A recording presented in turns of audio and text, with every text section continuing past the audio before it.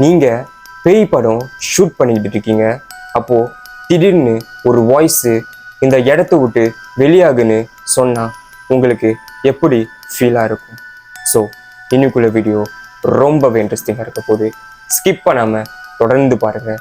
இன்னைக்குள்ள வீடியோவில் ஒரு ஷார்ட் ஃபிலிம் எடுக்க போன சில பேருக்கு நடந்த ஒரு உண்மையான சம்பவத்தை பற்றி தான் பார்க்க போகிறோம். So welcome back to K reaction. வாங்க வீடியோக்குள்ளே போகலாம்.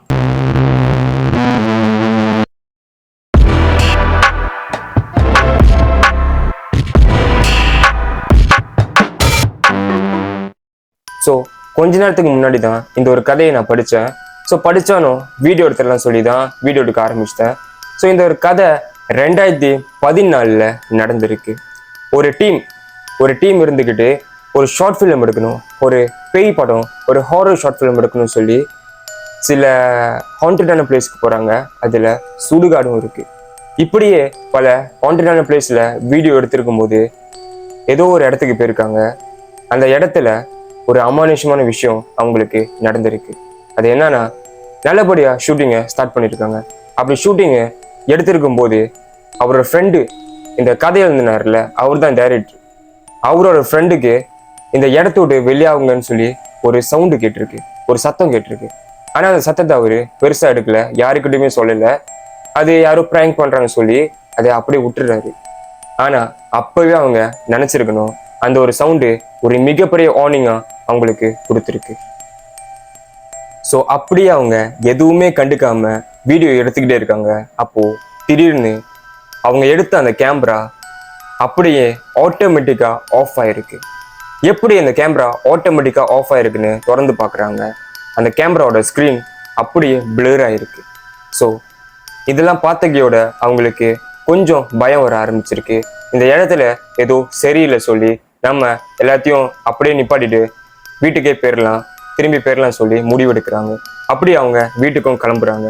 அப்படி வீட்டுக்கு போன அந்த நைட் இந்த கதையை எழுதினார்ல, அதாவது டைரக்டர், அவரோட ஃப்ரெண்டுக்கு ஒரு விஷயம் நடந்திருக்கு.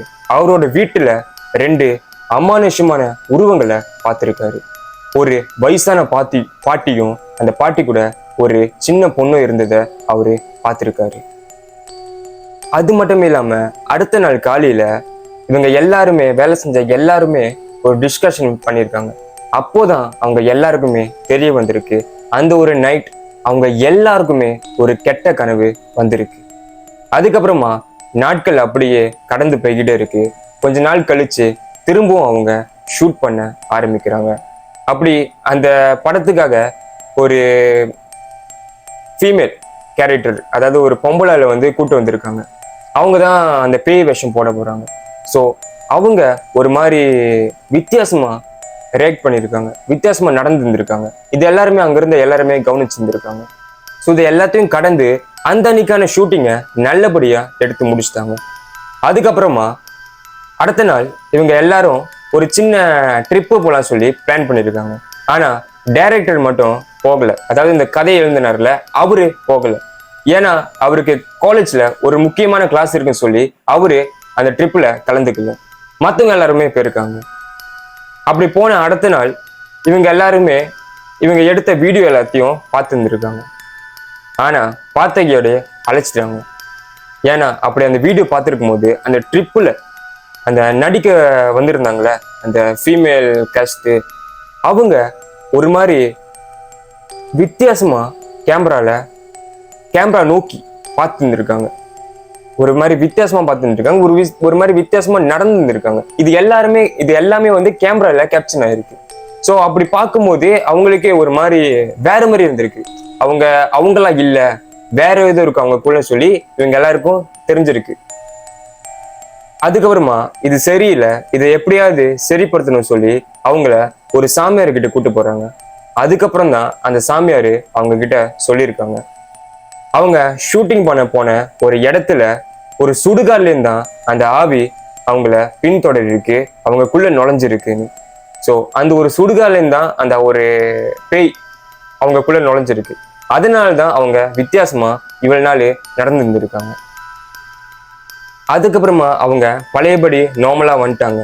ஆனா எல்லாமே நார்மலா வந்துருச்சான்னு கேட்டீங்கன்னா அதுதான் இல்லை. ஏன்னா இன்னைக்கு வரைக்கும் எல்லாருக்குமே ஒரு கெட்ட கனவு வந்துகிட்டு தான் இருக்குன்னு சொல்றாங்க.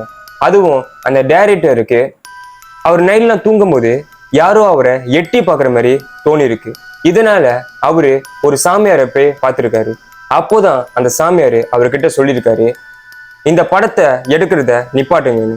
இந்த படத்தை நீங்க எடுக்கிறதுனால உங்க ஃபியூச்சர் ரொம்பவே பாதிக்கப்படும். அதனால அவரு அப்படியே அந்த படத்தை ஸ்டாப் பண்றாரு.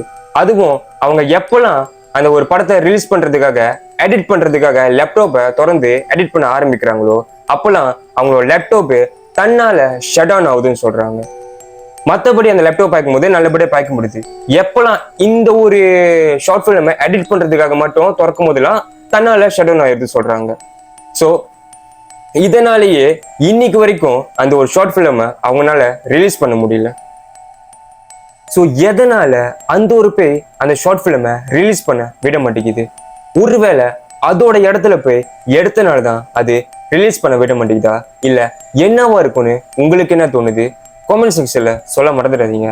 அதோட இன்னைக்கு வரைக்கும் பல பேர்கிட்ட அந்த டைரக்டர் இந்த கதையை சொல்லியிருக்காரு. அதுக்கு பல டீம்ஸ் திரும்பவும் அந்த கதையை எடுங்கன்னு அவர்கிட்ட சொல்லியிருக்காங்க. ஆனா அவரு என்ன சொல்லியிருக்காரு, அவருக்கும் அவரோட டீமுக்கு மட்டும்தான் தெரியும் இந்த ஷூட்டிங்கால என்னென்ன பிரச்சனைகள்லாம் நடந்துச்சுன்னு. ஸோ அதனால அவரு அந்த கதையை திரும்பி தொடர்ந்து செய்ய கிடையாது, அப்படியே நிப்பாட்டிட்டாரு. ஸோ உங்களுக்கு என்ன தோணுது இந்த கதையை பத்தி? காமெண்ட் செக்ஷன்ல சொல்ல மறந்துடாதீங்க. இந்த வீடியோ பிடிச்சிருந்துச்சுன்னா ஒரு லைக், ஒரு ஷேர், ஒரு கமெண்ட், முக்கியமா நம்மளோட சேனலை சப்ஸ்கிரைப் பண்ண மறந்துடாதீங்க. இதோ நான் உங்களை அடுத்த வீடியோவில் சந்திக்கிறேன். நன்றி, வணக்கம், பாய்.